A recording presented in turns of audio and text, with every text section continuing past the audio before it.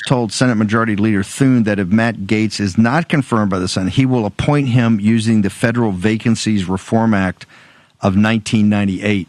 So, Steve, under the Constitution, if the two houses disagree about whether to adjourn or stay in session, then the president has the power to send them into recess, both houses, for as long as he sees fit. So it's a very important power. It hasn't been wielded in the past before, but the framers were keen on giving that power to the president. It's an analog of a power that existed at English. Mr. President, are you reconsidering the nomination of Matt Gaetz?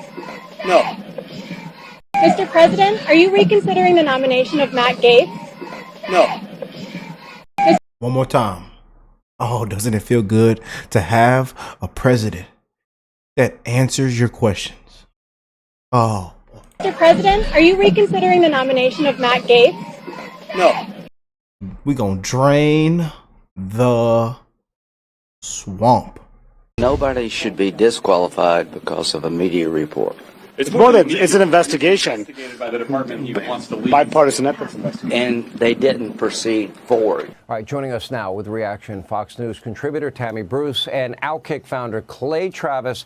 Tammy, let's get your take on, we've got, the media is just screeching and screaming. I feel like we're right back in the campaign. Nazi, fascist, liar, racist, and, you know, Matt Gaetz, Pete Hegseth, Tulsi Gabbard, RFK Jr. It's like, I'm getting a headache already. How much outrage can one side possibly muster up that is feigned, phony, and hypocritical?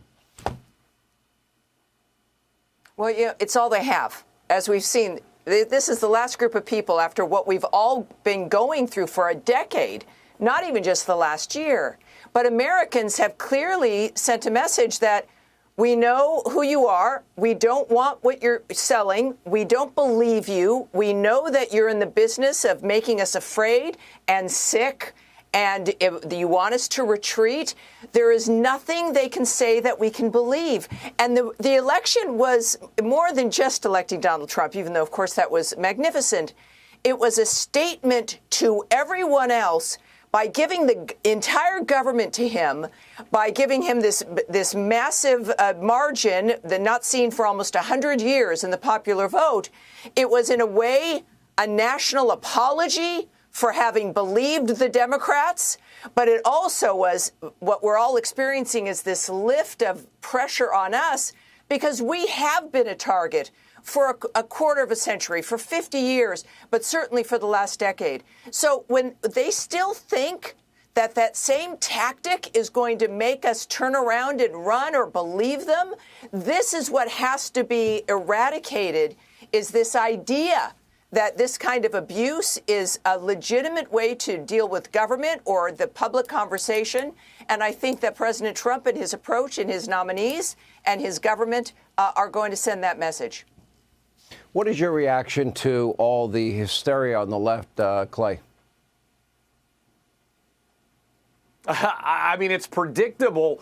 But, Sean, I think what's interesting is Trump is, I think, puncturing their world. Think about this for a minute, Sean. You've been doing your show for a while. I've been doing mine.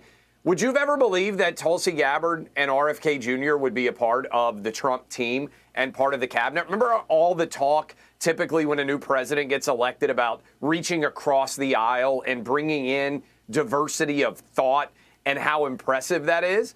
I think there's an argument here, and I think Democrats in the back of their mind are aware that they're losing this argument. Think about this, Sean. Trump increased black, white, Asian, Hispanic support for himself in this election. This is a big deal that I haven't heard talked about very much. This is the least racially polarized election that we've had in this country in 50 years. What Tammy was just hitting on is what I am so incredibly optimistic about. We're starting to judge people based on the content of their character and on their actual ideas, not based on their identity that they didn't choose at all. And when I see this collection of talent that Trump is bringing together, I think it speaks very well for him. There's going to be a lot of different opinions, but when you've got arguably the most brilliant mind of our era in Elon Musk, wholeheartedly supporting Trump and arguing that this is something that is going to lead to the furtherance of humanity. Sean, I can't remember a time in my life when I've been more optimistic about America than I am right now. I just think this team, and I think this cabinet, and I think this crew is going to kick ass. Fake Jake Tapper. I hope you like your measles. Other people saying, I hope you like polio. I'm like, okay, what part of Robert F. Kennedy Jr.'s statement about choice did you not understand? Can either of you help me out with that? Tammy, we'll start with you. If I could play, I just wrote a book about fear being used to control society. Classic, simple, juvenile. It's like a threat. And they want you to wonder about this thing that's in the ether that's not true, but you're just going to react to it. Those days, for most of us now, are over. We're tired of being dragged around by our ears with threats and abuse and scare tactics, and especially since, Donald Trump, I don't know, he was sitting there with Joe Biden. Joe Biden's grinning. They're shaking the hands, and he's the leader of the semi-fascist garbage people movement. Well, apparently all of that was also a lie. So it is about fear. He's sitting with a Nazi. They don't know anything else, and they'll continue. Last word, Clay Travis. Look, I think this speaks well. Doris Kearns Goodwin years ago wrote about Abraham Lincoln, team of rivals. He put together the greatest cabinet ever, led to an incredible success historically. I think Trump is putting together one of the best cabinets we have ever seen, certainly far better than 16. He knows who to trust. He knows who's loyal. He also knows who's smart and who's able to get things done. I am incredibly optimistic that we're going to see a fabulous era starting in January of 2025.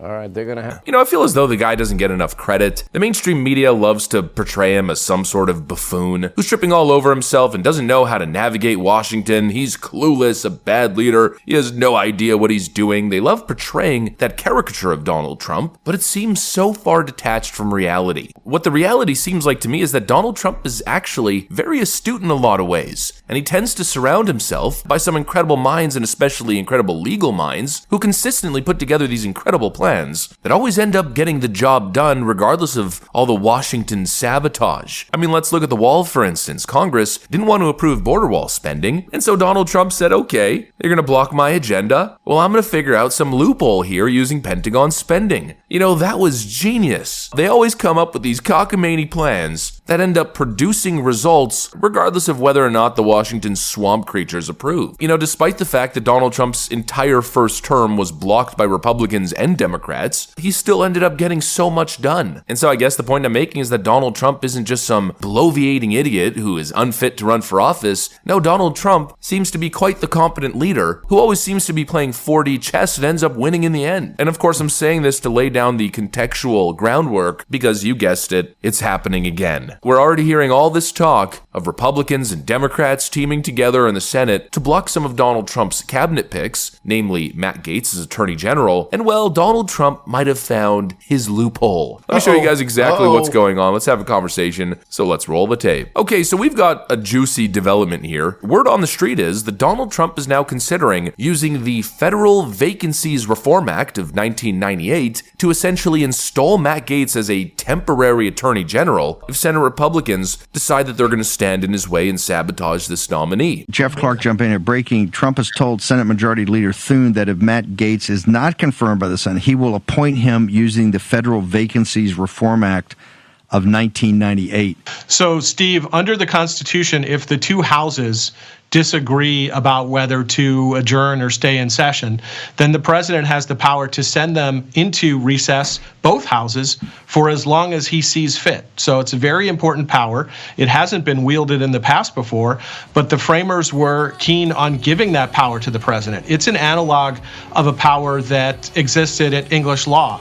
And let me tell you something, this move is nothing short of brilliant. First, let's break down exactly what the Federal Vacancies Reform Act is and why Donald Trump is so freaking base for threatening to use it. This law was passed in 1998, and it essentially allows the president to appoint a temporary official to a vacant Senate-confirmed position for up to 210 days. Yeah, you pretty much got that right. Donald Trump can simply appoint Matt Gaetz to the position as temporary acting Attorney General for roughly, let's call it 2/3 of a year. And he doesn't need Senate approval to do so. And what's even more interesting is, it's actually actually not just 210 days. It's 210 days with the possible extension of another 210 days. That's 420 days in total, meaning just a little bit more than a year. Now, I tried doing the best research that I could here in very limited time, but essentially the way I understand it is Trump gets to nominate someone for a permanent position, and if the Senate rejects that person, the clock essentially restarts and Trump gets another 210 days extended. So basically, if the Senate keeps rejecting his picks, he could just keep cycling through temporary appointments. That's basically the way I understand it. If anybody out there has an exquisite legal brain, then maybe you can confirm what I'm saying, but I'm pretty sure I have a decent understanding of this after reading everything I've read. But of course, details aside, what this is really all about is messaging. Trump is sending a very clear message to Senate Republicans. He's saying, you don't like my pick? Well, I'll just put my guy in there anyway. And this, of course, essentially forces their hand, because if they know that Trump can appoint Matt Gaetz anyways, well, there might be a little bit of incentive there for them to confirm the pick in an effort to avoid, a prolonged showdown. It's the art of the deal, folks, a classic Trump move. Give your opponent a choice that essentially isn't really a choice at all. You absolutely gotta love it. And of course, now this is why it really matters, and why the Washington insiders are so desperately over this possibility. At this point, it's looking more and more likely like Matt Gaetz is going to become Attorney General of the United States. And the moment that happens, it's game over for the corrupt elites. We're already hearing whispers and reports of DC insiders being terrified of upcoming investigations with Matt Gaetz as the incoming Attorney General. Leading report just tweeted this as I'm recording. Multiple current and former senior DOJ and FBI officials have started reaching out to lawyers in anticipation of criminal investigations by the Trump administration. And so basically the same establishment that spent a decade going after Donald Trump with phony investigations, well, they're now shaking in their boots at the thought that someone like Matt Gaetz would be coming in and, let's call it, returning the favor. And of course, the mainstream media is trying to frame this as they have been, as if it's some kind of threat to democracy, but let's get real here for a second. Let's cut the BS. These are the same people who told you over and over again that if you've got nothing to hide, you've got nothing to fear, right? Well, guess what? That same standard that they applied to Donald Trump during all of these phony investigations now clearly applies to them, no? If they haven't been up to anything shady, then why would you be so terrified that Matt Gaetz would be appointed Attorney General? Be that he'll actually follow the evidence wherever it leads? Even if that means exposing the deep rot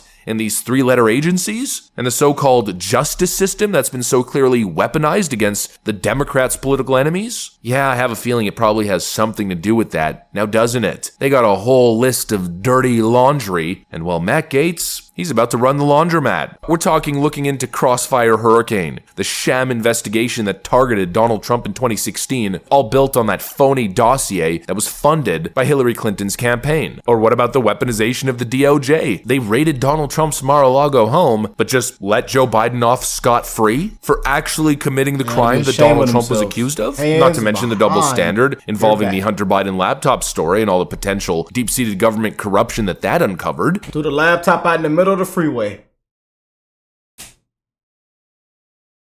Kangaroos jumping all on the highway. Banana peels all out in the middle of the street.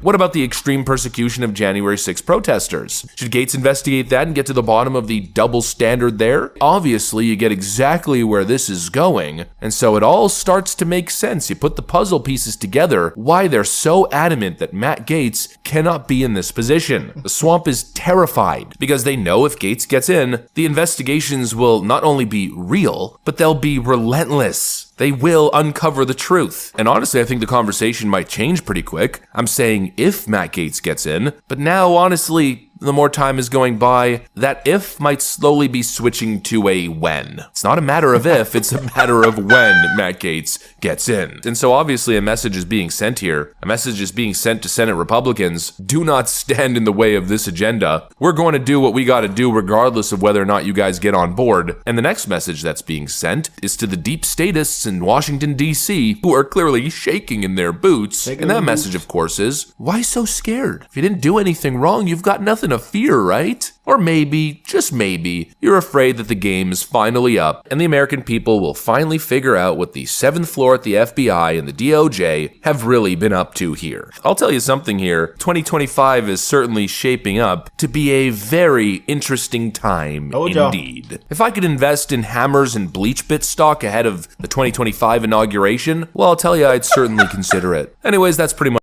Woo! I got one big thing to tell you before we get out of here. Before this video ends, I got one big thing I want to tell y'all.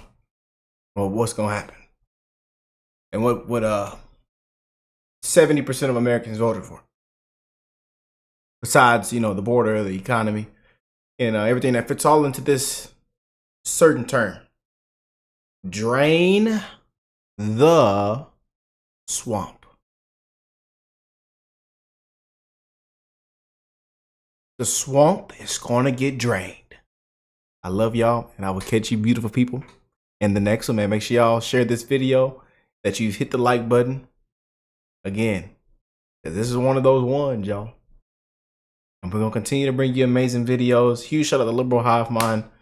And y'all have a blessed rest of your week, and make sure you have your notifications turned on, because we got some more amazing videos that will be popping up later on today. Peace and love, y'all.